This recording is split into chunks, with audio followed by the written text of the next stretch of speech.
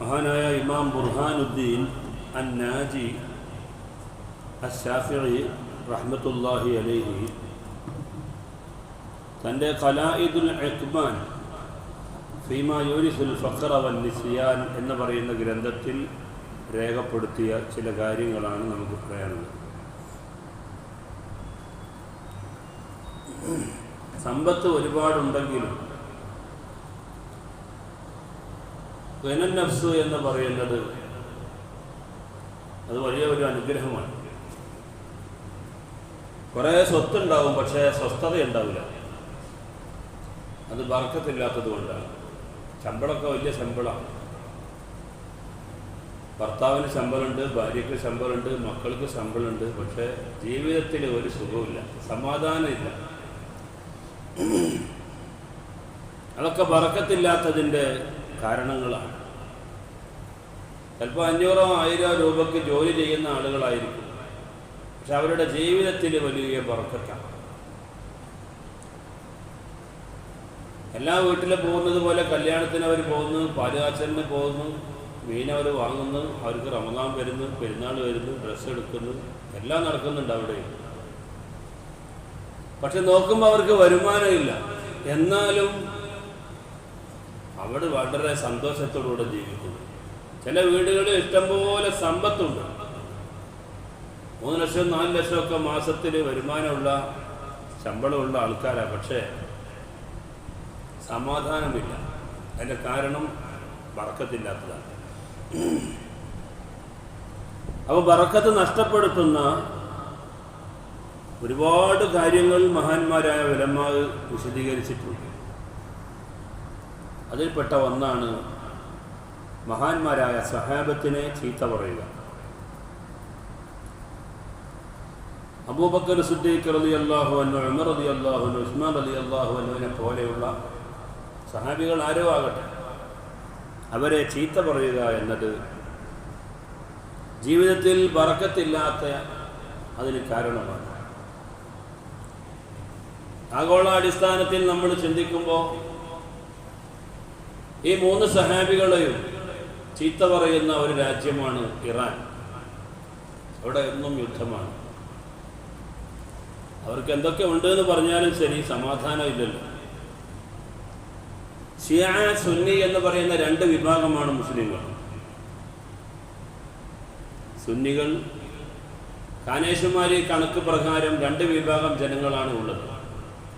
ഒന്ന് സുന്നികളും മറ്റൊന്ന് ഷിയയും. ഷിയ എന്ന് പറയുന്നത് അലി ഇബ്നു അബീ ത്വാലിബ് റളിയല്ലാഹു അൻഹുവിന് മറ്റ് സഹാബാക്കളെക്കാൾ കൂടുതൽ സ്ഥാനവും ബഹുമതിയും നൽകുന്നവരാണ്. ഒന്നുകൂടെ വ്യക്തമായി പറഞ്ഞാൽ നബി സല്ലല്ലാഹു അലൈഹി വസല്ലമ തങ്ങൾക്ക് ശേഷം ഇമാമത്ത് ഏറ്റെടുക്കേണ്ടത് അലിയാരായിരുന്നു. അത് അബൂബക്കർ സിദ്ദീഖ് റളിയല്ലാഹു അൻഹു നൽകിയത് ശരിയായില്ല.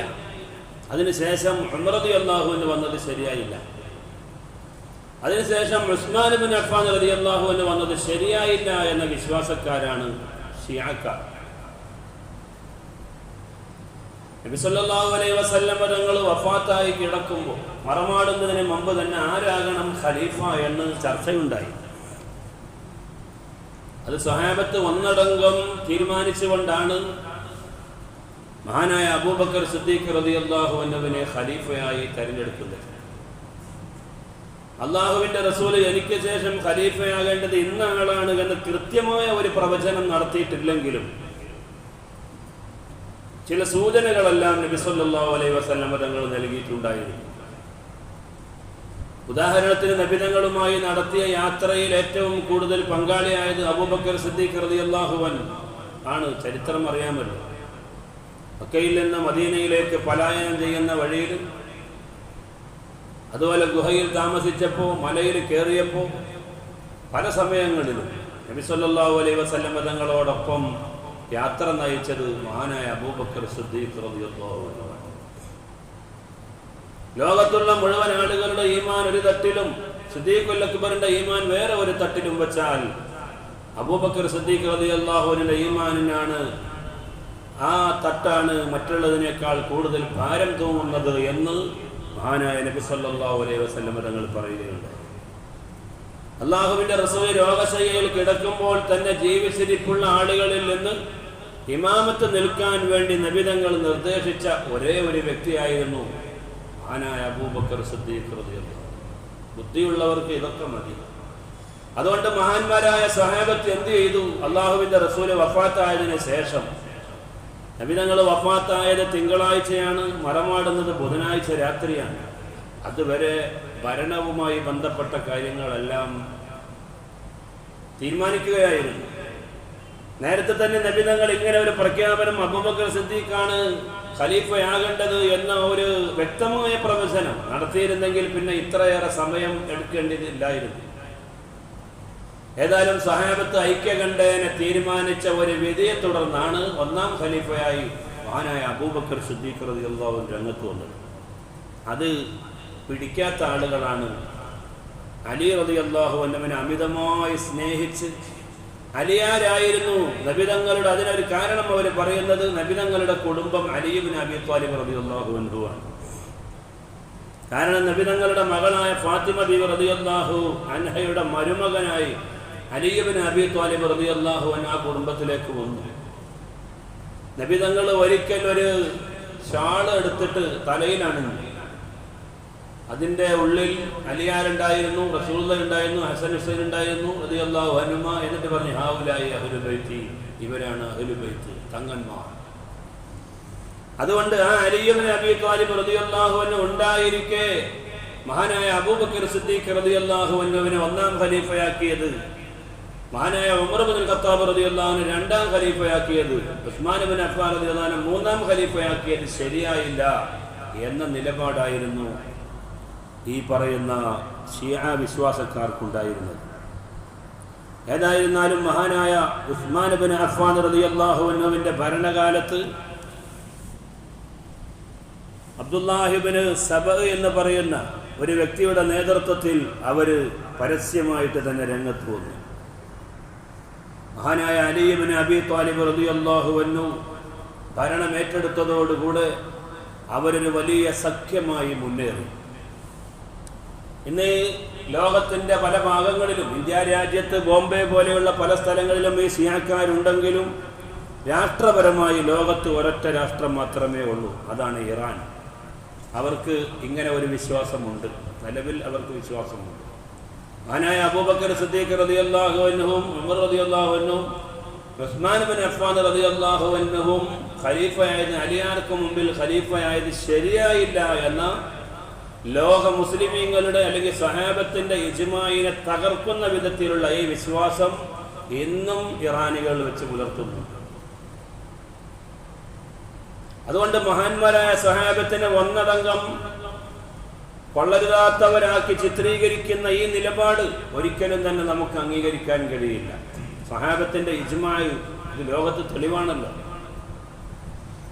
ഇപ്പൊ 20 റക്അത്ത് നമ്മൾ തറാവീഹ് നിസ്കരിക്കുന്നു. നബി സല്ലല്ലാഹു അലൈഹി വസല്ലം തങ്ങൾ 20 റക്അത്ത് തറാവീഹ് നിസ്കരിച്ചു എന്നതിന് എവിടെയും രേഖയില്ല. എന്നിട്ട് മക്കത്ത് 20 റക്അത്ത് നിസ്കരിക്കുന്നു, മദീനയിൽ നിസ്കരിക്കുന്നു, ബൈത്തുൽ മുഖദ്ദസിൽ നിസ്കരിക്കുന്നു. ലോകത്തെല്ലായിടങ്ങളിലും ഔദ്യോഗികമായി 20 റക്അത്ത് തറാവീഹ് നിസ്കരിക്കുന്നു. എന്താ കാരണം? മഹാനായ രണ്ടാം ഖലീഫയായ ഉമർ ഇബ്നുൽ ഖത്താബ് റളിയല്ലാഹു അൻഹു ഔദ്യോഗികമായി ഒരു ഇമാമിനെ നിർത്തിയിട്ട് 20 റക്അത്ത് തറാവീഹ് നിസ്കരിച്ചു എന്ന കാര്യം തർക്കമില്ലാത്തതാണ്. ഉമർ ഇബ്നുൽ ഖത്താബ് റളിയല്ലാഹു അൻഹു എടുത്ത നിലപാട് സ്വഹാബത്ത് അംഗീകരിച്ചു. അങ്ങനെ അത് ഇജ്മാഅായി അംഗീകരിക്കപ്പെട്ടു. പറഞ്ഞാൽ മുസ്ലിമീങ്ങൾക്ക് തർക്കമില്ലാത്ത ഒരു തീരുമാനമായി അംഗീകരിക്കപ്പെട്ടു. റസൂലുള്ളാഹിന്റെ കാലത്ത് ജുമുഅക്ക് 2 ബാങ്കുണ്ടോ? ഇല്ല, ഒറ്റ ബാങ്കേ ഉള്ളൂ. ഒറ്റ ബാങ്കാണുള്ളത്. ഏതാണ് ആ ബാങ്ക്? മിമ്പറയിലേക്ക് ഇമാമ് കയറിയാൽ പിന്നെ കൊടുക്കുന്ന ഒരു ബാങ്കുണ്ടല്ലോ, ആ ബാങ്കാണ് റസൂലുള്ളാഹിന്റെ കാലത്തുള്ള ബാങ്ക്. ഇന്നത്തെ 1-ാം ബാങ്ക് യഥാർത്ഥത്തിൽ 2-ാം ബാങ്കാണ്. അതാ ഉസ്മാൻ ഇബ്നു അഫ്ഫാൻ റളിയല്ലാഹുവിന്റെ കാലത്താണ് ആ ബാങ്ക് ഉണ്ടാക്കിയത്.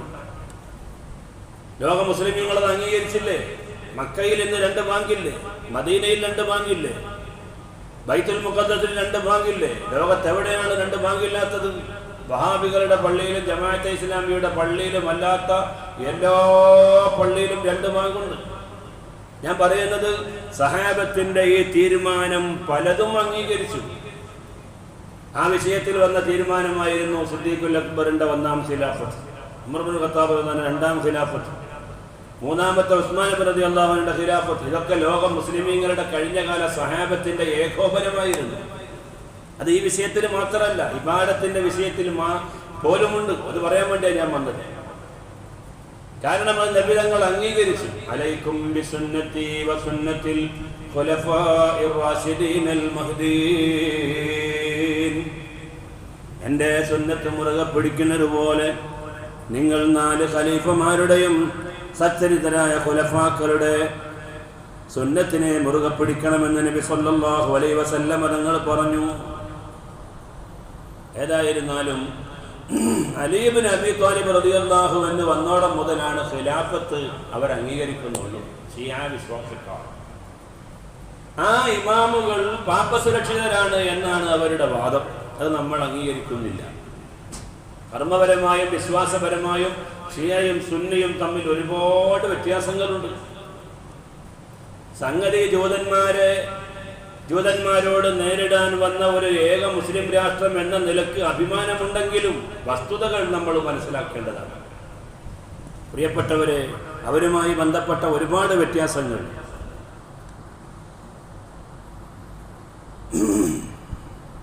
സൈദികൾ എന്ന് പറയുന്ന ഒരു പ്രത്യേക വിഭാഗം ആളുകൾ ഷിയാക്കാരിലുണ്ട്. അവരൊഴിച്ചുള്ള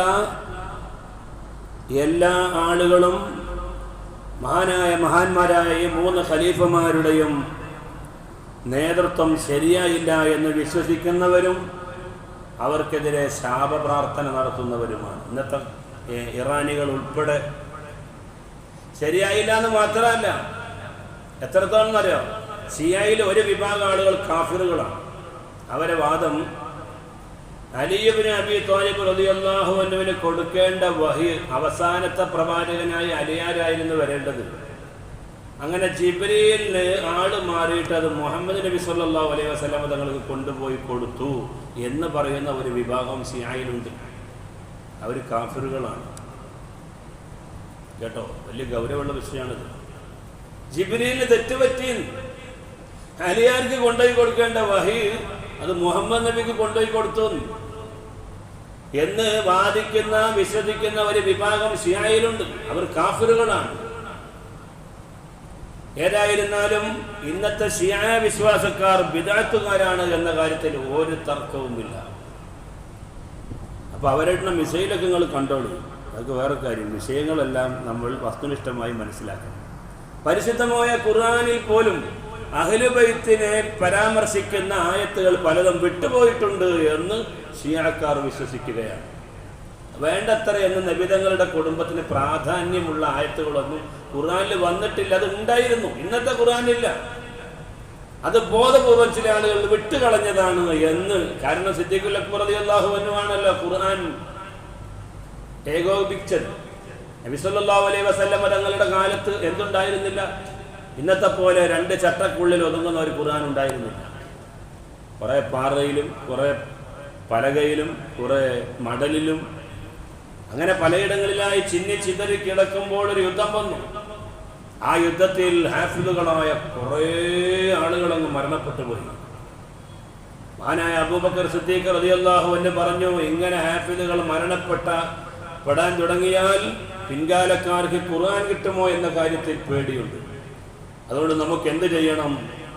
പലകയിലും പാറയിലും പാളയിലും അടലിലും നിൽക്കുന്ന ഈ ഖുർആനുകളെല്ലാം നമുക്ക് ഒരു ഗ്രന്ഥത്തിലേക്ക് സ്വാംശീകരിക്കണം. അങ്ങനെ ലോകത്താദ്യമായി ഒരു ഖുർആൻ ഉണ്ടാക്കി.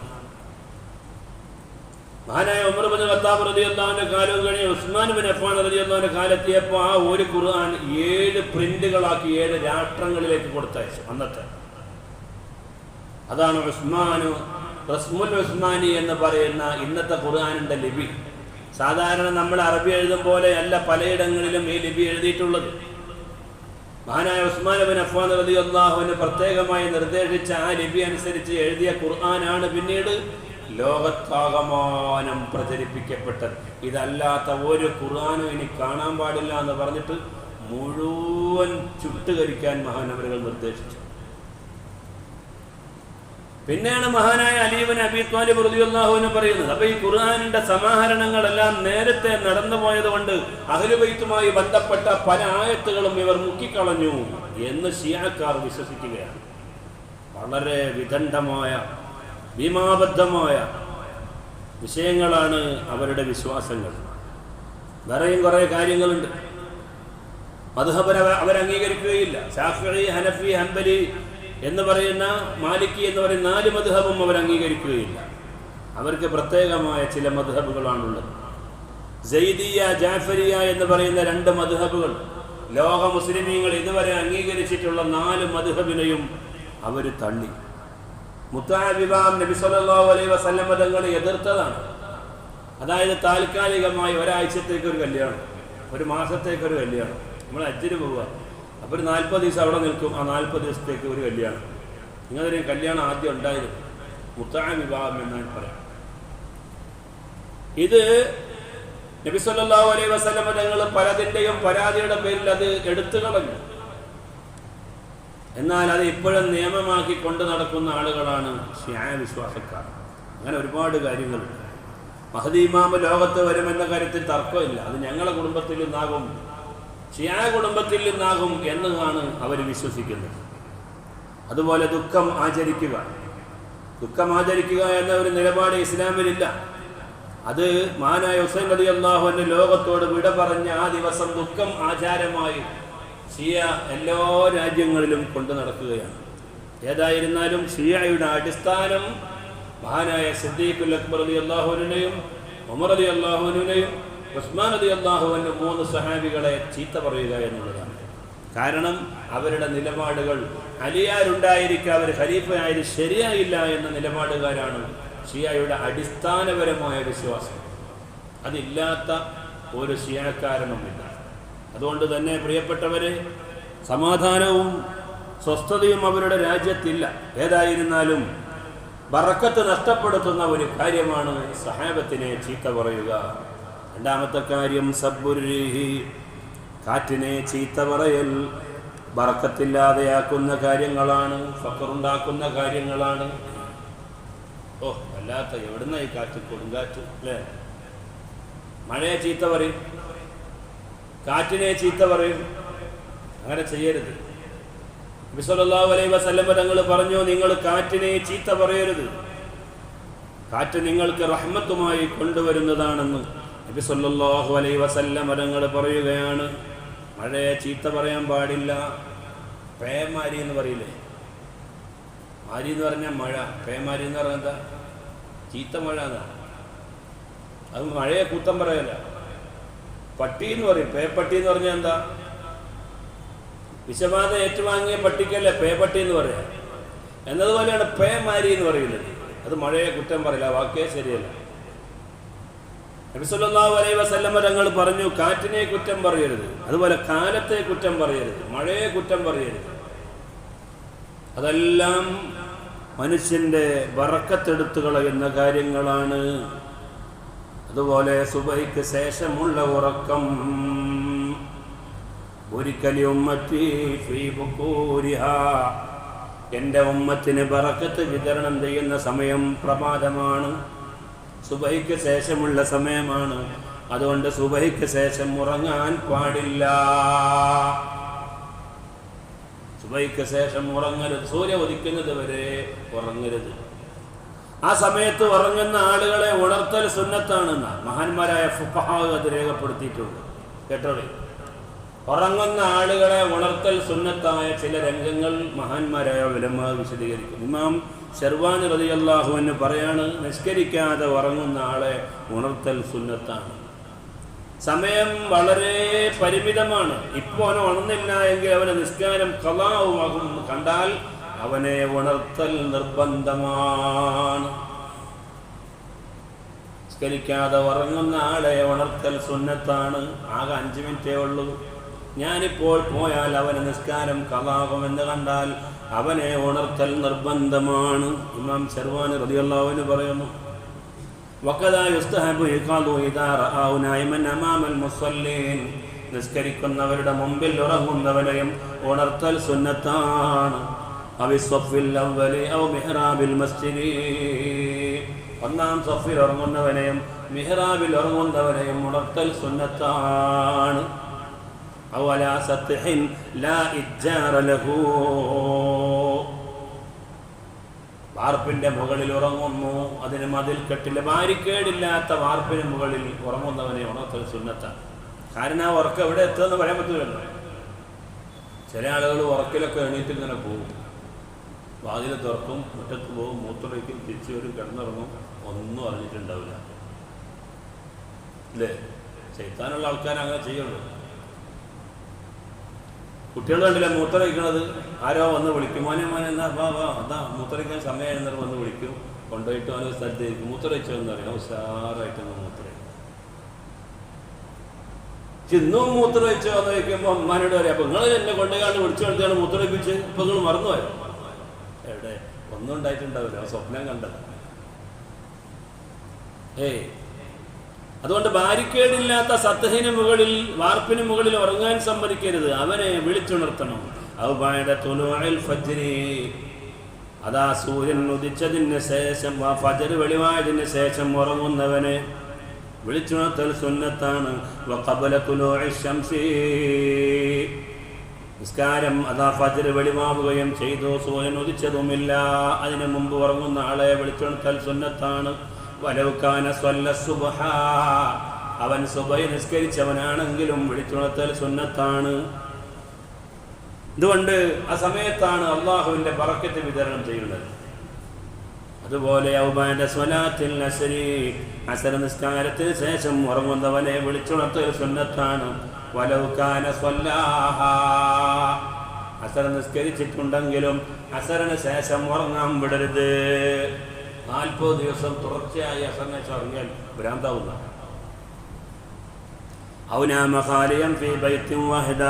ഒരു വീട്ടിൽ ഒറ്റയ്ക്ക് ഉറങ്ങുന്ന ആളെ വിളിച്ചുണർത്തൽ സുന്നത്താണ്. ഒരു വീട്ടിൽ ഒറ്റയ്ക്ക് ഉറങ്ങരുത്, ഒരു വീട്ടിൽ ഒറ്റയ്ക്ക് ഉറങ്ങരുത്, കൂടെ ആളുകൾ വേണം. നബി സല്ലല്ലാഹു അലൈഹി വസല്ലം തങ്ങൾ ഒരു വീട്ടിൽ ഉറങ്ങാൻ പോയി. അപ്പോൾ തനിച്ചായിരുന്നു, വേറെ ഒരാളെ വിളിച്ചു കൊണ്ടുവന്നു. എന്നിട്ട് പറഞ്ഞു, ഇനി നമുക്ക് അല്ലാഹുവിന്റെ മേലിൽ ഭരമേൽപ്പിച്ച് ഉറങ്ങാം. ഒറ്റക്കായ സമയത്ത് ഭരമേൽപ്പിച്ചില്ലല്ലോ നബി, കൂടെയുള്ള ആള് ചോദിച്ചു. അപ്പോൾ നബി തങ്ങൾ പറഞ്ഞു, ഭരമേൽപ്പിക്കുക എന്ന് പറഞ്ഞാൽ നമ്മൾ ചെയ്യേണ്ട കാര്യങ്ങളെല്ലാം ചെയ്തു വെച്ചതിന് ശേഷം പിന്നെ അല്ലാഹുവിനെ ഏൽപ്പിക്കലാണ്. നമ്മളെന്തെങ്കിലും ചെയ്യാം, ജോലിക്ക് പോകണില്ല, എന്നിട്ട് വീട്ടിൽ ഇങ്ങനെ കുത്തിരിക്കുക, ഞാൻ അല്ലാഹുവിനെ ഭരമേൽപ്പിച്ചിനോ കൊണ്ടുവന്നിട്ട് ഭക്ഷണം എങ്ങനെയുണ്ട്. ജോലിക്കൊന്നും പോകണില്ല, പരീക്ഷ എഴുതണില്ല, പഠിക്കണില്ല, സ്കൂളിൽ പോകണില്ല, മദ്രസയിൽ പോകണില്ല, ഞാൻ അല്ലാഹുവിനെ ഭരമേൽപ്പിച്ചിരിക്കണ്, എന്താ വെച്ചാൽ ചെയ്തോട്ടെ. വായ കീറിയവൻ എണ്ണം തരുന്ന വാക്കുണ്ടല്ലോ, അതല്ല, ചെയ്യേണ്ട കാര്യങ്ങളൊക്കെ നമ്മൾ ചെയ്യണം, എന്നിട്ട് കാത്തിരിക്കണം. അതാ ഒരു വീട്ടിൽ ഒറ്റയ്ക്ക് ഉറങ്ങുന്നവനെ ഉണർത്തൽ സുന്നത്താണ്.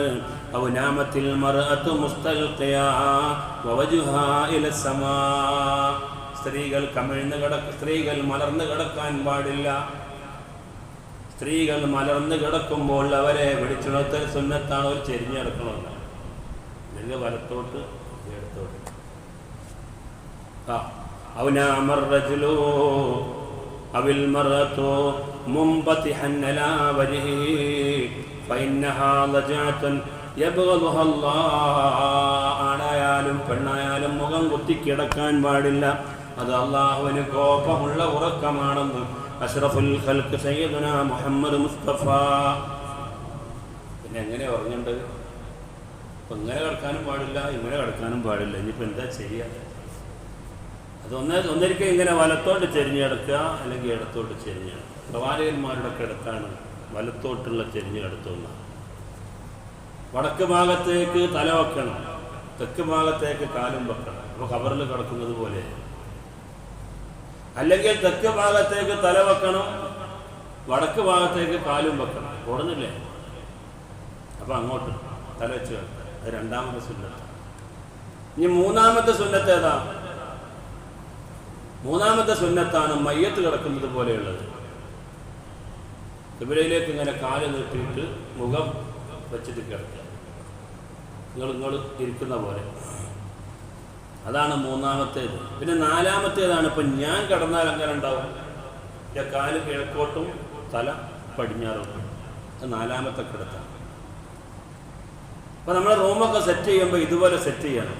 കിടക്കാൻ സ്വിച്ച് ബോർഡ് എവിടെ വേണം, ക്ലോസറ്റ് എവിടെ വരണം, കട്ടിൽ എവിടെ ഇടണം എന്നൊക്കെ ആദ്യമേ ഒരു ധാരണ നമുക്കുണ്ടാകണം. സുന്നത്തനുസരിച്ച് ഇതെല്ലാം സെറ്റ് ചെയ്യണം. അപ്പം എല്ലാ ദിവസവും നമുക്ക് സുന്നത്ത് കിട്ടും. നമ്മൾ മരിച്ചു പോയാലും ആ വീട്ടിൽ ആരെങ്കിലും അതുപോലെ കിടന്നാലും അതിൻ്റെയൊക്കെ കൂലി നമുക്ക് കിട്ടും. അപ്പം കമിഴ്ന്ന് കിടക്കാൻ പാടില്ല. ആണായാലും പെണ്ണായാലും കമിഴ്ന്ന് മുഖം കുത്തി കിടക്കാൻ പാടില്ല. സ്ത്രീകൾ ഇങ്ങനെ മലർന്ന് കിടക്കാനും പാടില്ല.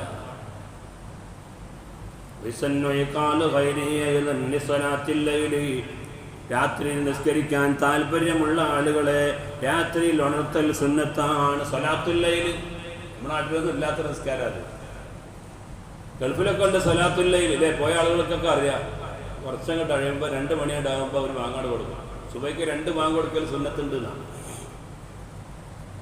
സുബൈക്ക് 2 ബാങ്ക് കൊടുക്കൽ സുന്നത്തുണ്ട്. പണ്ടൊരു മുഅദ്ദിൻ ഉറങ്ങിയപ്പോൾ സുബൈക്ക് അലാറം വെച്ചു. അപ്പോൾ ദർസിൽ പഠിക്കുന്ന കുട്ടികൾ തമാശ കാട്ടിയിട്ട് അത് 2 മണിക്ക് തിരിച്ചു വെച്ചു. അപ്പോൾ മൂപ്പർ എണീച്ചിട്ട് 2 മണിക്ക് ബാങ്ക് കൊടുത്തു. കാരണം വെല്ല് കേട്ട ഉടനെ പോയി ബാങ്ക് കൊടുക്കുന്ന സ്വഭാവം മൂപ്പർക്ക് അറിയുള്ളൂ.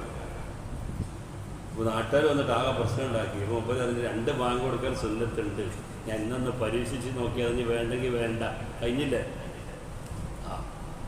അപ്പോൾ വിവരം ഉണ്ടെങ്കിൽ രക്ഷപ്പെടാം. അപ്പോൾ അങ്ങനെ രാത്രി എണീക്കാൻ താല്പര്യമുള്ള ഒരാളുണ്ടായിരുന്നു. എന്നാൽ അയാളെ വിളിച്ചുണർത്തണം. എന്നെ അത്താഴത്തിന് വിളിക്കണം എന്നൊരാൾ പറഞ്ഞാൽ അയാളെ വിളിച്ചുണർത്തൽ സുന്നത്താണ്. എന്നെ തഹജ്ജുദിന് വിളിക്കണം എന്ന് പറഞ്ഞാൽ അയാളെയും വിളിച്ചുണർത്തൽ സുന്നത്താണ്. വമൻ നാമ വഫീ യദിഹി ഖംറുൻ ഔ ദുഹ്നുൻ വനഹ്വുഹു. ഒരാൾ ഉറങ്ങുമ്പോൾ കൈ കഴുകിയില്ലായിരുന്നു, അവനെ വിളിച്ചുണർത്തൽ സുന്നത്ത്. കുട്ടികളൊക്കെ കണ്ടില്ല, ചോറ് വെച്ചിട്ട് അങ്ങനെ തന്നെ ഉറങ്ങിയാണ് വീഴും. ആ കൈയൊന്നും കഴുകിയിട്ടുണ്ടാവില്ല, കയ്യിൽ നെയ്യുണ്ട്, അല്ലെങ്കിൽ ഭക്ഷണത്തിൻ്റെ അവശിഷ്ടങ്ങളുണ്ട്.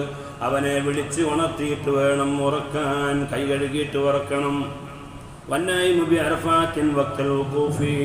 അറഫയിൽ നിന്നുകൊണ്ട് ഉറങ്ങുന്നവനെ വിളിക്കൽ സുന്നത്താണ്. ഉറങ്ങാൻ അവിടെ പോകണം, അറഫയിൽ പോകണം, ടിക്കറ്റൊക്കെ എടുത്ത് പൈസയൊക്കെ ചിലവാക്കി ഉറങ്ങാൻ അവിടെ വന്ന് അവനോട് ചോദിക്കണം.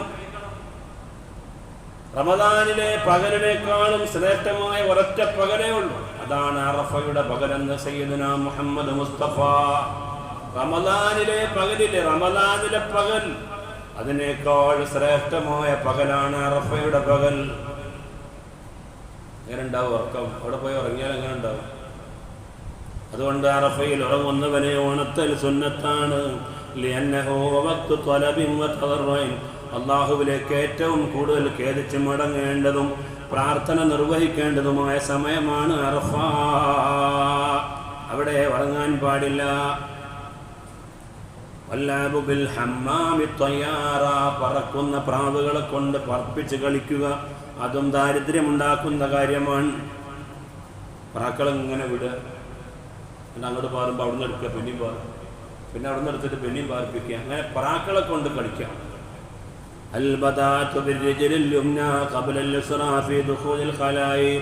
ഖലായിൽ തണ്ടാസിൽ പ്രവേശിക്കുമ്പോൾ, ടോയ്ലറ്റിൽ പ്രവേശിക്കുമ്പോൾ ഇടത്തേക്കാല് മുന്തിക്കേണ്ടതിന് പകരം വലത്തേക്കാല് മുന്തിക്കുക. പള്ളിയിൽ കയറുമ്പോൾ വലത്തേക്കാല് കൊണ്ട് കയറണം അല്ലേ? പള്ളിയിൽ നിന്ന് ഇറങ്ങുമ്പോഴും വലത്തേക്കാല് മുന്തിക്കണം. വീട്ടിൽ നിന്ന് ഇറങ്ങുമ്പോൾ ഇടത്തേക്കാല് മുന്തിക്കണം. ടോയ്ലറ്റിലേക്ക് പോകുമ്പോൾ ഇടത്തേക്കാല് മുന്തിക്കണം, ഇറങ്ങുമ്പോൾ ഇടത്തേക്കാല് മുന്തിക്കണം. മനസ്സിലായി പറഞ്ഞു? പള്ളിയിൽ കയറുമ്പോൾ വലത്തേത് എല്ലാവർക്കും അറിയാം, എന്നാൽ ഇറങ്ങുമ്പോഴും അങ്ങനെ തന്നെ വലത്തേത്. വീട്ടിലേക്ക് കയറുമ്പോൾ വലത്തേത്, വീട്ടിൽ നിന്ന് ഇറങ്ങുമ്പോൾ ഇടത്തേത്. കണ്ടാസിലേക്ക് പോകുമ്പോൾ ഇടത്തേത്, ഇറങ്ങുമ്പോൾ വലത്തേത്. അതിന് പകരമായി, അതിന് വിപരീതമായി ഇടത്തേക്കാലം മുന്തിച്ചു കയറിയാൽ ദാരിദ്ര്യമുണ്ടാക്കുമെന്ന് സയ്യിദുനാ മുഹമ്മദ് മുസ്തഫ. ഫസ്വാലുൻ നാസി മിൻ ഗൈരി ഫഖ്റിൻ. ആവശ്യമൊന്നുമില്ല, എന്നിട്ടും ജനങ്ങളോട് യാചിക്കുക, അത് പിന്നെയും ദാരിദ്ര്യത്തിലേക്കേ പോവുള്ളൂ. അവന് യാചിക്കേണ്ട ഒരാവശ്യവും ഇല്ല, പക്ഷെ എന്നിട്ടും അവൻ യാചിക്കുന്നു. അത് പിന്നെയും അവനെ ദരിദ്രനാക്കി മാറ്റും. വഹ്തിഖാറുൽ ഖൂതി, വിപണിയിലെല്ലാം സ്തംഭനമുണ്ടാക്കുന്നതിന് വേണ്ടി ഭക്ഷണങ്ങൾ പൂഴ്ത്തിവെക്കുക. ബറക്കത്തിനെ എടുത്തു കളയുമ്പോൾ കസറത്തുൽ ളിഹ്കി, അമിതമായി ചിരിക്കുക ബറക്കത്തില്ലാതെയാക്കുന്ന കാര്യമാണ്. വദ്ദുആ ബിശ്ശർരി അലൽ അഹ്ലി വൽ ഔലാദി, കുട്ടികൾക്കെതിരെയും കുടുംബങ്ങൾക്കെതിരെയും തിന്മ കൊണ്ട് പ്രാർത്ഥിക്കുക. വമുമാലാത്തുൽ ഖുർആനി ലിൽ ഉമറാ, ഭരണകർത്താക്കളെ തൃപ്തിപ്പെടുത്തുന്നതിന് വേണ്ടി അതാ ഖുർആൻ രാഗത്തിൽ പാരായണം ചെയ്യുക. വതസ്കിയത്തു സുലഹായിൽ ഫുജ്ജാരി, ഫുജ്ജാരികളായ തമ്മാടികളായ ഭരണാധികാരികളെ നല്ലവനാക്കി ചിത്രീകരിക്കുക. ആള് വളരെ മോശമാണ്, എന്നിട്ട് ഓനങ്ങോട്ട് ജാക്കി വെച്ച് കയറ്റി അങ്ങ് മർഫുവാക്കി നിർത്തുന്നേ ചെയ്യരുത്. അതുപോലെ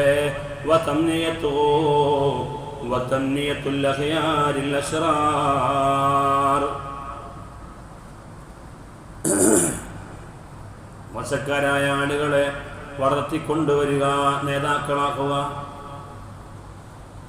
ഇതെല്ലാം ദാരിദ്ര്യം ഉണ്ടാക്കുന്ന കാര്യങ്ങളാണ്. വേറെയും മഹാന്മാരായ ആളുകൾ പറഞ്ഞു, നബി സല്ലല്ലാഹു അലൈഹി വസല്ലം തങ്ങൾ പറഞ്ഞു, ഇമാം മുസ്ലിം റളിയല്ലാഹു അൻഹു ഉദ്ധരിച്ച ഹദീസിൽ കാണാം, ലാ തദഉ അലാ അൻഫുസികും വലാ തദഉ അലാ ഉലാദികും വലാ തദഉ അലാ ഖദമികും വലാ തദഉ അലാ അംവാലികും ലാ തുവാഫിഖൂ മിനല്ലാഹി സഅതൻ യസ്അലു ഫീഹാ അതാഅ ഫയസ്തജീബു ലക്കും. നിങ്ങളുടെ സ്വന്തം ശരീരത്തിനെതിരെയോ കുടുംബത്തിനെതിരെയോ നിങ്ങളുടെ സേവകർക്കെതിരെയോ നിങ്ങളുടെ സ്വത്തിനെതിരെയോ സന്താനങ്ങൾക്കെതിരെയോ നിങ്ങൾ ദുആ ചെയ്യാൻ പാടില്ല. അല്ലാഹുവിന് ഉത്തരമുള്ള ചില സമയങ്ങളുണ്ട്. അപ്പോഴാണ് നിങ്ങൾ ദുആ നടത്തുന്നതെങ്കിൽ ആ ദുആ സംഭവിച്ചു പോകുമെന്ന് സയ്യിദുനാ മുഹമ്മദ് മുസ്തഫ സല്ലല്ലാഹു അലൈഹി വസല്ലം. ഒരു സ്വഹാബി, അൻസാരിയായ ഒരു സ്വഹാബി നബി തങ്ങളുടെ അരികിലേക്ക് വന്നു. എന്നിട്ട് പറഞ്ഞു, നബിയേ, ഇന്നലീ ബനാത്തിൻ വഅനാദു അലൈഹിന്ന ബിൽ മൗതി, എനിക്കുള്ളതെല്ലാം പെൺകുട്ടികളാണ്, അതുകൊണ്ട് ഞാൻ അവർ മരിക്കട്ടെ എന്ന് ദുആ ചെയ്യട്ടെ നബിയേ. സ്ത്രീകൾക്കൊരു വിലയില്ലാത്ത കാലത്താണല്ലോ നബിതങ്ങൾ വന്നത്. ജീവനോടെ സ്ത്രീകളെ കുഴിച്ചു മൂടിയിരുന്ന ഒരു കാലഘട്ടത്തിലായിരുന്നു നബി സല്ലല്ലാഹു അലൈഹി വസല്ലം തങ്ങൾ കടന്നു വന്നത്. എന്നിട്ടാണ് ആ സ്ത്രീകളെ കുറിച്ച് റസൂലുള്ളാഹി തങ്ങൾ പറഞ്ഞത്. എന്താണ്? അൽ ജന്നത്തു തഹ്ത അഖ്ദാമിൽ ഉമ്മഹാത്ത്, നിങ്ങൾക്ക് ജന്മം നൽകിയ ഉമ്മയുടെ കാൽപാദം അഥവാ പൊരുത്തത്തിന് കീഴിലാണ് നിങ്ങളുടെ സ്വർഗമെന്ന് സയ്യിദുനാ മുഹമ്മദ് മുസ്തഫ സല്ലല്ലാഹു അലൈഹി വസല്ലം തങ്ങളോട് പറഞ്ഞു, എനിക്കുള്ളതെല്ലാം പെൺകുട്ടികളാണ് നബിയെ, അവർ മരിക്കട്ടെയോ എന്ന് ഞാൻ ദുആ ചെയ്യട്ടെയോ? നബി സല്ലല്ലാഹു അലൈഹി വസല്ലം തങ്ങൾ പറഞ്ഞു, യബ്ന സഈദ ലാ തദഉ അലൈഹിന്ന ഫഇന്നൽ ബറകത ഫിൽ ബനാത്. സായിദ, നീ ഒരിക്കലും തന്നെ ഇബ്നു സായിദെ അങ്ങനെ ദ്വാരക്കരുത്, കുട്ടികൾക്കെതിരെ ദ്വാരക്കരുത്, നിശ്ചയമായും പെൺകുട്ടികളിൽ ബറക്കത്തുണ്ടെന്ന് സയ്യിദുനാ മുഹമ്മദ് മുസ്തഫ. അനുഗ്രഹം ഉണ്ടാകുമ്പോൾ എന്തൊരു ചന്തമാണ്. സല്ലല്ലാഹു അലൈഹി വസല്ലം തങ്ങൾ പറഞ്ഞു, മുസീബത്തെത്തിയാൽ അവര് നിന്റെ സഹായികളുമാകുമെന്ന് നബി സല്ലല്ലാഹു അലൈഹി വസല്ലം തങ്ങൾ പറയുന്നു. മാത്രമല്ല, വൽ മുമരിളാതു ഇൻദ ശിദ്ദ, നിനക്ക് എന്തെങ്കിലും ഒരു വിപത്ത് വന്നാൽ നിന്നെ ശുശ്രൂഷിക്കാൻ പെൺമക്കളാണ് ഉണ്ടാവുകയെന്ന് നബി സല്ലല്ലാഹു അലൈഹി വസല്ലം തങ്ങൾ പറഞ്ഞു. അവർക്ക് ഭൂമിയിൽ അവർ ഭാരമായാലും അവരുടെ ഭക്ഷണം അല്ലാഹു ഏറ്റെടുത്തിട്ടുണ്ടെന്ന് നബി സല്ലല്ലാഹു അലൈഹി വസല്ലം തങ്ങൾ പറയുകയാണ്. കാരണവന്മാർ പറയാറില്ല, മൂന്നാമത്തത് പെണ്ണായാൽ വലിയ ബർക്കത്താണ്. മൂന്നാമത്തത് പെണ്ണായാൽ അതിന് വേറെ തെളിവുണ്ടോയെന്ന് അറിയില്ല, പക്ഷെ ഒരു വിധത്തിലൊക്കെ അങ്ങനെ പരീക്ഷിച്ച് നോക്കുമ്പോൾ കാണാൻ കഴിഞ്ഞിട്ടുണ്ട്. മൂന്നാമത്തേത് പെണ്ണായ വീട്ടിലൊക്കെ വലിയ ബർക്കത്താണെന്നാണ്. നിങ്ങൾ നോക്കി നോക്കി എവിടെയെങ്കിലും ഉണ്ടോ? ഇല്ലാത്തതുണ്ടെങ്കിൽ വിവരം പറയണം കേട്ടോ. അങ്ങനെ പിന്നെ എന്താണ്?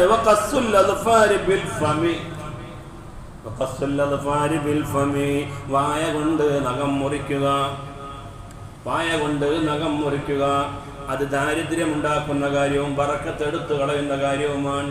പഴയ കാലത്തൊക്കെ ഇതൊക്കെ ഉണ്ടായിരുന്നു, ഇപ്പം അങ്ങനെയൊന്നുമില്ല. പഴയ കാലത്തൊക്കെ ഇങ്ങനെ ആൾക്കാർ ഇങ്ങനെ കഴിച്ചു പോകുന്നുണ്ട് അല്ലേ? സംസ്കാര ശൂന്യത. ഇപ്പം ചില ആളുകൾ ഇങ്ങനെ മീശ അങ്ങനെ കൃത്യം അത് ചെയ്യരുത്. വായ കൊണ്ട് നഖം വെട്ടരുത്, മീശ വെട്ടരുത്. അല്ല, വായ കൊണ്ട്, പല്ലുകൊണ്ട്. അത് ദാരിദ്ര്യം ഉണ്ടാക്കും. മാത്രമല്ല വഖൻസുൽ മൻസിലി ബിഖിർഖത്തിൻ, ശീല എടുത്തുകൊണ്ട് വീട് അടിച്ചു വാരുക. അത് ചൂലെടുത്തല്ലേ ചെയ്യേണ്ടത്, ശീല എടുത്ത് ചെയ്യരുത്. ഖതാത്തിൽ ഖുബ്സ് ഫിൽ മൻസിലി, റൊട്ടിയുടെ കഷ്ണങ്ങൾ വീടിന്റെ പലയിടങ്ങളിലായി വലിച്ചെറിയുക. മേശമേലുണ്ടാവും ഒരു കഷ്ണം, അടിയിലുണ്ടാവും വേറെ കഷ്ണം, അപ്പുറത്തുണ്ടാവും വേറെ, ഇപ്പുറത്തുണ്ടാവും വേറെ. അത് ചെയ്യരുത്. അതിനൊക്കെ അടക്കും ചിട്ടയും വേണം. മാത്രമല്ല നബി സല്ലല്ലാഹു അലൈഹി വസല്ലം തങ്ങൾ പറഞ്ഞു, ഉറങ്ങുമ്പോൾ വസ്ത്രമില്ലാതെ വിവസ്ത്രരായിട്ട് ഉറങ്ങുക ദാരിദ്ര്യമുണ്ടാക്കുന്ന കാര്യമാണ്. ഒരു വസ്ത്രം വേണം. വഖദൽ ബൗലു, ഉരിയാനായിട്ട് മൂത്രമൊഴിക്കുക. ഉരിയാനായിട്ട് മൂത്രമൊഴിക്കുക ആരുമില്ലല്ലോ. ഇപ്പം ഞാൻ മാത്രമല്ലേ ഉള്ളൂ. അതിനെ വസ്ത്രം ഊരിയിട്ട് ഒരു പാത്രം വെച്ചിട്ട് യാ അല്ലാഹ് എന്ന് പറഞ്ഞിട്ട് അങ്ങോട്ട് പോയിരിക്കരുത്. വസ്ത്രം വേണം ശരീരത്തിൽ, ഇല്ലെങ്കിൽ ദാരിദ്ര്യമുണ്ടാക്കും. വല്ലക്കലു ജുനുബ, ജനാപത്തുകാരനായിട്ട് തിന്നുക. അപ്പോൾ ജനാപത്തുകാരനായി തിന്നേണ്ടി വന്നാൽ ഉദുണ്ടാക്കൽ സുന്നത്താണ്. അത് നമ്മൾ കഴിഞ്ഞ ക്ലാസ്സിൽ പറഞ്ഞല്ലോ. ജനാപത്തുകാരൻ്റെ വർക്കിന് വേണ്ടി ഉദുണ്ടാക്കണം, വെള്ളം കുടിക്കാൻ ഉദുണ്ടാക്കണം, ഭക്ഷണം കഴിക്കാൻ ഉദുണ്ടാക്കണം. കുളിക്കുന്നതിന് മുമ്പും ഉദുണ്ടാക്കൽ സുന്നത്താണ്.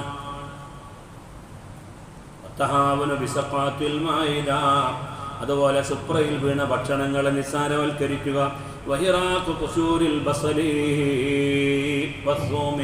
വെളുത്തുള്ളിയുടെയും അതുപോലെ ചുമന്ന ഉള്ളിയുടെയും ഒക്കെ തോലുകൾ കരിച്ചു കളയുക. അതെല്ലാം ദാരിദ്ര്യമുണ്ടാക്കുന്ന കാര്യമാണ്.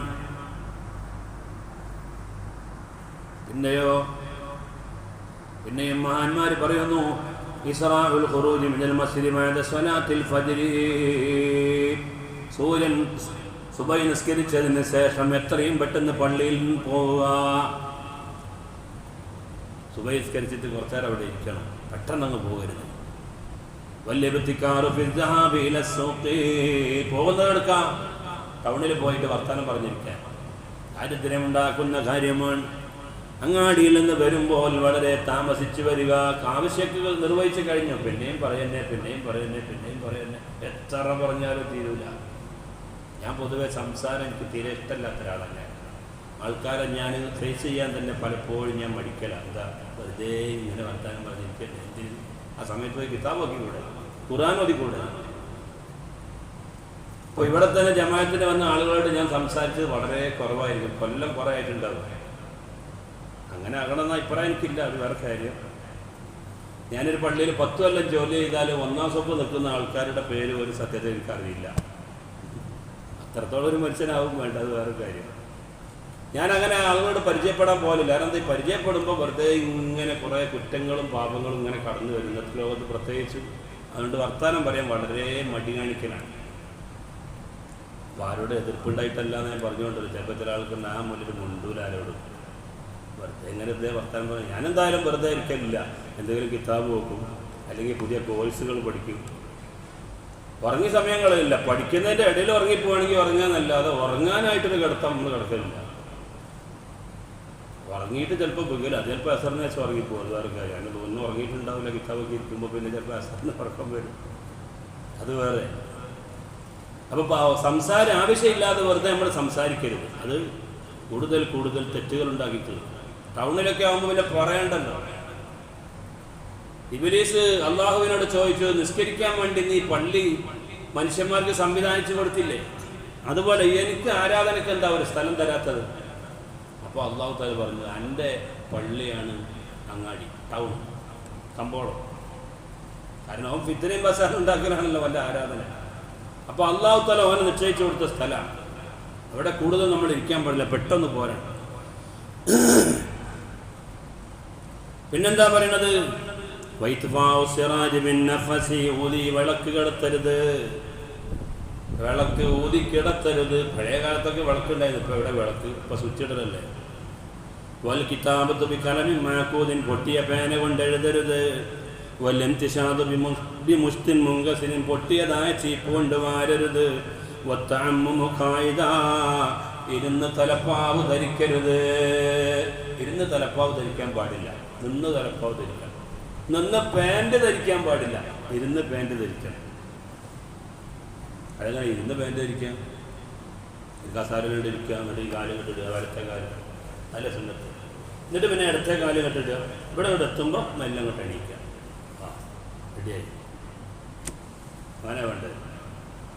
നിന്ന് പാൻറ് ധരിക്കാൻ പാടില്ല, ഇരുന്ന് പാൻറ് ധരിക്കണം.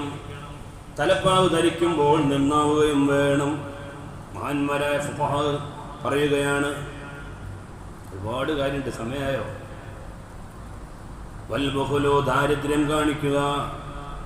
അതുപോലെ വതർക്കുദ്ദുആഇൽ വാലിദൈനി, മാതാപിതാക്കൾക്ക് ദുആ ചെയ്യാതിരിക്കുക, അവർക്ക് ബർക്കത്തുണ്ടാവുകയില്ല. മാതാപിതാക്കൾ അവർ നമ്മുടെ സ്വർഗവുമാണ്, അവർ നമ്മുടെ നരകവുമാണ്. സല്ലല്ലാഹു അലൈഹി വസല്ലം നിങ്ങളുടെ ഓരോരുത്തരുടെയും വീടുകളിൽ സ്വർഗവുമുണ്ട് നരകവുമുണ്ട്. സഹാബത്തിന് മനസ്സിലായില്ല. മാതാവും പിതാവും നിങ്ങളുടെ സ്വർഗവും നരകവുമാണ്. അവരെ നല്ല പോലെ കൊണ്ടു നടന്നാൽ അവർ നിങ്ങളുടെ സ്വർഗമാണ്. അവരുടെ ശാപമാണ് നീ വാങ്ങുന്നതെങ്കിൽ അവർ നിന്റെ നരകവുമാണെന്ന് സയ്യിദുനാ മുഹമ്മദ് മുസ്തഫ. എന്താണ് ആ വാക്കൊക്കെ? ചെറിയ കാര്യമാണ്. ചില ആളുകളുണ്ടാവും, നാട്ടിലൊക്കെ ഭയങ്കര സാമൂഹ്യ പ്രവർത്തകനായിരിക്കും, കുടുംബത്തോടൊക്കെ വലിയ സ്നേഹമായിരിക്കും, ഇഷ്ടംപോലെ പൈസ ചിലവാക്കും. ഉമ്മാൻ്റെ കാര്യമോ മുണ്ടിയിട്ട് കുറേ കാലമാവും. പാപ്പാനെ നോക്കാൻ സമയമുണ്ടോ? ഇല്ല. പിന്നെ എന്ത് സേവനമാണോ ചെയ്യുന്നത്? നബിയെ, എനിക്ക് ഹജ്ജ്, എനിക്ക് നിങ്ങളുടെ കൂടെ ജിഹാദ് ചെയ്യണമെന്ന് പറഞ്ഞൊരാൾ വന്നപ്പോൾ നബി സല്ലല്ലാഹു അലൈഹി വസല്ലം തങ്ങൾ ചോദിച്ചു, ഉമ്മ ജീവിച്ചിരിപ്പുണ്ടോ?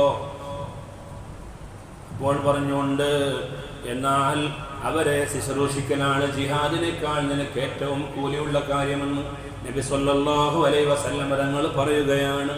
റസൂലുള്ളാഹി ജീവിച്ചിരിക്കുന്ന കാലത്ത് എന്ത് ചെയ്തു? യമനിൽ ഒരാളുണ്ടായിരുന്നു. ഇതിന് പേര് യമനില് നബി സല്ലല്ലാഹു അലൈഹി വസല്ലം തങ്ങൾ ഉണ്ട്. കാണാൻ പോയ സഹാബിയാവും. നബി തങ്ങളെ ഒരു വട്ടം കണ്ടാൽ സഹാബിയാവുമല്ലോ. ഒരു പ്രാവശ്യം കണ്ടാൽ സഹാബിയാവുക എന്ന ഏറ്റവും വലിയ ബഹുമതിയുണ്ട്. എന്നിട്ട് ഉമ്മ രോഗിയായി കിടന്നതുകൊണ്ട് പോകാൻ കഴിഞ്ഞില്ല. ഈ വിവരം നബി സല്ലല്ലാഹു അലൈഹി വസല്ലം തങ്ങൾ അറിഞ്ഞു. എന്നിട്ട് റസൂലുള്ളാഹി തങ്ങൾ പറഞ്ഞു, നിങ്ങൾ ഹജ്ജിന് പോകുമ്പോൾ, ഉംറക്ക് പോകുമ്പോൾ അവിടെ ഒരു സഹാബി വരും, അവിടെ ഒരാൾ വരും. പേര് ഞാൻ മറന്നുപോയി. ഉവൈസുൽ ഖറനി റളിയല്ലാഹു അൻഹു, യമനിലെ ഖറനി ഗോത്രക്കാരനായിരുന്നു. എപ്പോഴും പറയുന്ന പേരാ, ചിലപ്പോൾ അങ്ങനെ. യമനിലെ ഖറനി ഗോത്രക്കാരനായിരുന്നു. അദ്ദേഹത്തെ കാണുമ്പോൾ നിങ്ങൾ ദുആ ചെയ്യണം. കാരണം അദ്ദേഹത്തിൻ്റെ ദുആക്ക് ഇജാബത്തുണ്ട്. കാരണം എന്നെ വരണം, എന്നെ കാണണമെന്ന് കരുതിയിട്ട് ഉമ്മ ശുശ്രൂഷിക്കുന്ന കാരണം കൊണ്ട് എന്നെ വന്ന് കാണാൻ കഴിയാത്ത ആളാണ്. ഉമ്മാക്ക് വലിയ സേവനം ചെയ്ത ആളാണ്. അതുകൊണ്ട് അദ്ദേഹത്തിൻ്റെ ദുആക്ക് ഇജാബത്തുണ്ട്. നിങ്ങൾ അദ്ദേഹത്തെ കാണുമ്പോൾ ദുആ ചെയ്യിപ്പിക്കണമെന്നും രണ്ടാമത്തെ ഖലീഫയായ ഉമർ ഇബ്നുൽ ഖത്താബ് റളിയല്ലാഹു അൻഹുവിനോട് റസൂലുള്ളാഹി തങ്ങൾ അതാ വസിയത്ത് ചെയ്ത ഹദീസിൽ കാണാം. ആരാ? നബിയെ കണ്ടിട്ട് ഈ നബിയെ തങ്ങളുടെ കൂടെ ജീവിച്ച സഹാബികളോട് പറയാ, ഉവൈസുൽ ഖറനിയോട് ദ്വാരക്കാൻ പറയണം. മൂപ്പര ദ്വാരക്ക് ഇജാബത്തുണ്ട്, ഉമ്മാക്ക് വലിയ ഖിദ്മത്ത് ആളാണ്. അതുകൊണ്ട് മാതാപിതാക്കൾക്കുള്ള ദുആ ഒഴിവാക്കുക, ജീവിതത്തിൽ ബർക്കത്തുണ്ടാവുകയില്ല. വനിതാ ഉമാ ബിസ്മിഹിമാ, അവരുടെ പേര് വിളിക്കുക, അവരുടെ പേര് വിളിക്കുക. അഹമ്മദ് എന്ന് വിളിക്കുക വാപ്പാനെ, പാത്തുമ്മ അങ്ങോട്ട് വാ. ഉമ്മാനെ വിളിക്കുക, ഫാത്തിമയുടെ ഉമ്മാന്റെ പേര്. അങ്ങനെ പേര് വിളിക്കാൻ പാടില്ല. വൽ മശീഖു ഖുദ്ദാമൽ മശായിഖ്, മശായിഖന്മാരുടെ മുമ്പിലൂടെ നടക്കുക, ബർക്കത്തില്ലാതെയാകും. ഇരിക്കുന്നുണ്ടെങ്കിൽ കുട്ടികൾ നേരെ അങ്ങോട്ട് പോകരുത്, അല്ലെങ്കിൽ ഇങ്ങനെ വളഞ്ഞ് തിരിഞ്ഞു വേണം പോകാൻ. അല്ലെ വാപ്പ ഇരിക്കുകയാണ്, ഉമ്മ ഇരിക്കുകയാണ്, അവരുടെ കൂടെ നടക്കുകയാണ്, അപ്പൊ അവരെ മുമ്പിൽ നടക്കരുത്. അവരെ ഓവർടേക്ക് ചെയ്ത് അവർ ബാക്കിൽ നടക്കണം, അല്ലെങ്കിൽ ബറക്കത്തുണ്ടാവുകയില്ല എന്ന് മഹാന്മാരായ ഉലമാ രേഖപ്പെടുത്തുകയാണ്. മറവി ഉണ്ടാക്കുന്ന കുറേ കാര്യങ്ങളുണ്ട്, ഇതൊക്കെ ബറക്കത്തില്ലാതെയാക്കുന്ന കാര്യങ്ങളാണ്. മറവിയുണ്ടാക്കുന്ന കാര്യങ്ങൾ പറയുന്നു. കഴുത്തിന്റെ പിൻഭാഗത്തെ കുഴിയിൽ എന്ത് ചെയ്യുക? ഹിജാമ ചെയ്യുക. മറവി ഉണ്ടാക്കുന്ന ശരീരത്തിൽ കെട്ടിക്കിടക്കുന്ന രക്തങ്ങളെ പുറത്തെടുക്കുന്നതാണല്ലോ ഹിജാമ. അത് ഈ കുഴിയിൽ കുത്തിയിട്ടെടുക്കുന്നത് മറവിയുണ്ടാക്കും. അതുപോലെ കെട്ടിക്കിടക്കുന്ന വെള്ളത്തിലേക്ക് നോക്കുക, മറവിയുണ്ടാക്കും. കെട്ടിക്കിടക്കുന്ന വെള്ളത്തിൽ മൂത്രമൊഴിക്കുക, മറവിയുണ്ടാക്കും. കെട്ടിക്കിടക്കുന്ന വെള്ളത്തിൽ നിന്ന് വുളൂ ചെയ്യുക, മറവിയുണ്ടാക്കും. ക്രൂശിക്കപ്പെട്ടവരിലേക്ക് നോക്കുക, മറവിയുണ്ടാക്കും. ഖബറുകളിലെ മീസാൻ കല്ലുകളിൽ എഴുതിയത് വായിക്കുക, മറവിയുണ്ടാക്കും. പച്ചമല്ലി കഴിക്കുക, മറവിയുണ്ടാക്കും. അതുപോലെ പുളിപ്പുള്ള ഭക്ഷണങ്ങൾ ധാരാളമായി കഴിക്കുകയോ പുളിപ്പുള്ള ആപ്പിൾ കഴിക്കുകയോ ചെയ്താൽ മറവിയുണ്ടാക്കും. ഈ വാർത്ത വായിച്ച സമയം കുറെ പോകുന്ന വിചാരിച്ചാൽ ഞാൻ അങ്ങനെ പറഞ്ഞുകൊണ്ട് ഖബറുകളിൽ എഴുതിയതില്ലേ, ആവശ്യത്തിന് വേണ്ടിയാണ് അത് എഴുതുന്നത്. അത് ആവശ്യക്കാർ വായിച്ചോളും. നമ്മളിങ്ങനെ ഓരോരുത്തരുടെ ഖബർ ഇങ്ങനെ പോയിട്ട് ദാലിയാരെ ഖബർ, ഇത് പിന്നെ മൂസാഖാൻ്റെ ഖബർ, ഇത് ബാത്തുമ്മാൻ്റെ ഖബർ, ഇങ്ങനെ അത് പറയേണ്ട ആവശ്യമില്ല. അത് ആവശ്യക്കാർ വന്നിട്ട് നോക്കും. അതിനു വേണ്ടിയാണ് എഴുതുന്നത്. അത് നമ്മൾ വായിക്കരുത്. രണ്ട് ഒട്ടകങ്ങൾക്കിടയിലൂടെ നടക്കുന്നതും മറവിയുണ്ടാക്കുന്ന കാര്യമാണ്. ആന്മാരായ ഫുഖഹാ പറയുന്നു, മരിച്ചവന്റെ മുഖത്തേക്ക് നോക്കിക്കൊണ്ടിരിക്കുക മറവിയുണ്ടാക്കും. മരിച്ചവരെക്കാണ് എന്ന് പറഞ്ഞാൽ വലിയ പുണ്യമുള്ള കാര്യം എന്നാണ് ജനങ്ങളെ വിചാരം. വേണമെങ്കിൽ ഒരിട്ടൊക്കെ കാണാം, പിന്നെയും കാണാം, പിന്നെയും കാണാം, പിന്നെയും കാണാം. അത് ചെയ്യരുത്. നമ്മുടെ നാടുകളിലൊക്കെ വളരെ വ്യാപകമായ ദുരാചാരങ്ങൾ കടന്നുകൂടി. അതിൻ്റെ ഭാഗമാണ് മരിച്ച ആളുകളെ കാണുക എന്ന് പറയുന്നത്. ഒരാണ് ആണിനെ കാണുന്നതും പെണ്ണ് പെണ്ണിനെ കാണുന്നതും ഞാൻ അത്ര വിഷയാക്കുന്നില്ല. അതിനെക്കുറിച്ചല്ല പറയുന്നത്. ഒരാൾ മരിച്ചിട്ട് ആ നാട്ടിലുള്ള മുഴുവൻ ആളുകളും ഈ മയ്യത്തിനെ വന്ന് കാണുക എന്ന് പറയുന്ന പരിപാടി ഉണ്ടല്ലോ, അത് തനിച്ച ഹറാമാണ്. ഹയാത്ത് കാലത്തിൽ ആരൊക്കെയാണ് ഇസ്ലാമിൽ കാണാൻ പറ്റുക അവരെ മാത്രമേ കാണാവൂ, അല്ലാത്തവരെ കാണാൻ പാടില്ല. ഇപ്പൊ പറഞ്ഞാൽ മനസ്സിലാവുമോ ആർക്കെങ്കിലും? ഇന്നിപ്പോൾ എന്താ ചെയ്യണത്? ഭാഗ്യക്കൊരു ടിക്കറ്റ് വിളിച്ചാൽ ഇതാ മയ്യത്തെടുക്കണം, മയ്യത്തെടുക്കണം, മയ്യത്തെടുക്കണം, മയ്യത്തെടുക്കണം, വന്നോളി വന്നോളി വന്നോളി വന്നോളി, കാണാത്തവർ കണ്ടോളി, കാണാത്തവർ കണ്ടാൽ അത് എടുപ്പെടുക്കും വെറുതെ പറയുന്നേ. അണ്ടനും അടകോടനും മതമുള്ളവനും ഇല്ലാത്തവനും വന്നിട്ട് ഈ മയ്യത്ത് കാണുക. നല്ല നിസ്കരിച്ച ഉമ്മേൻ്റെ മുഖം ഒരാൾ കാണരുത് എന്ന് വിചാരിച്ചിട്ട് പർദ്ദയിട്ട് മഫ്തയിട്ട് മക്കനെ ഇട്ട് നടക്കുന്ന പെണ്ണുങ്ങളെപ്പോലും പരസ്യമായിട്ട് എല്ലാ അണ്ടനും കാണിച്ചു കൊടുക്കുന്നു, എല്ലാ അടകോടനും ഒന്ന് കാണിച്ചു കൊടുക്കും. ഭയങ്കര തെറ്റല്ലേ? വലിയ തെറ്റാണ്. ഒരാണ് മരിച്ചാൽ ആണ് വേണമെങ്കിൽ കണ്ടോട്ടെ, അതെന്നെ പ്രോത്സാഹനജനകമല്ല, അത് വേറെ കാര്യം. അങ്ങനെ മരിച്ച ആളുകൾക്ക് വേണ്ടി ചെയ്യണം, ഓരോ മുഖം പോയി കാണുക എന്നല്ല ഇസ്ലാം പറയുന്നത്. മരിച്ച ആളുകളെ വീട്ടിൽ പോകാൻ നല്ലോണം ഖുർആൻ ഓതുക, അവർക്ക് വേണ്ടി ദ്വാരക്കുക, മൗലീദ് ഓതുക, അതിൻ്റെ കൂലി ഹദിയ ചെയ്യുക, സ്വലാത്ത് ചെല്ലുക, അതിൻ്റെ കൂലി ഹദിയ ചെയ്യുക, ദിക്ർ ചെല്ലുക. അത് മരിച്ച ആൾക്ക് ഹദിയ ചെയ്യുക, ഖുർആൻ ഓതുക, അതിൻ്റെ കൂലി ഹദിയ ചെയ്യുക. അല്ലാതെ കാപ്പൻ്റെ മുഖത്തേക്ക് ഇങ്ങനെ നോക്കണ കാര്യം മയ്യത്ത് ഇങ്ങനെ നോക്കി ഇരുന്നിട്ട് എന്താ കാര്യം? അതിലല്ല പുണ്യം. നമുക്കും ഉള്ളതിൽ പുണ്യം, മയ്യത്തിനും ഉള്ളതിൽ പുണ്യം. മയ്യത്തിൻ്റെ പുണ്യം എന്താ? നമ്മൾ ഖുർആൻ ഓതിയിട്ട് ഹദിയ ചെയ്യുക, അവൻ്റെ പാരത്രിക ഗുണത്തിന് വേണ്ടിയിട്ട് നമ്മൾ പ്രാർത്ഥിക്കുക, അവൻ്റെ പേരിൽ നമുക്ക് വല്ലതും വഖഫ് ചെയ്യാൻ പറ്റുമെങ്കിൽ വഖഫ് ചെയ്യാം, ഹദിയ ചെയ്യാം. അവിടെ പോയി കാണണമെന്നുള്ള ഒരു കാര്യവും ഇസ്ലാം പറയുന്നില്ല. പോകണം, പോയിട്ട് അവർക്ക് വേണ്ടി ദുആ ചെയ്യണം. അതൊരു അയൽവാസിയുടെ, ഒരു മുസ്ലിമായ മനുഷ്യൻ്റെ ബാധ്യതയായി നബി സല്ലല്ലാഹു അലൈഹി വസല്ലം തങ്ങൾ പറഞ്ഞത്. മരിച്ച വീട്ടിൽ പോയിട്ട് ഖബറാളിയായി തിരിച്ചു വരുമ്പോൾ അവന് 2 ഖിറാത്ത് ലഭിക്കുമെന്നാണ് നബി സല്ലല്ലാഹു അലൈഹി വസല്ലം തങ്ങൾ പറഞ്ഞത്. എന്താണ് ഖിറാത്ത് എന്ന് ചോദിച്ചു. റസൂലുള്ളാഹി ഉഹദ് മല കാണിച്ചു കൊടുത്തു. കണ്ട ഉഹദ് മല കണ്ടോ?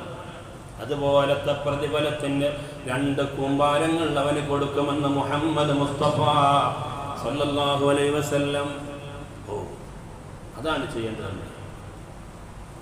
എന്തായാലും ഈ നടപടി സ്വീകരിക്കാൻ കഴിയില്ല, അംഗീകരിക്കാൻ കഴിയില്ല.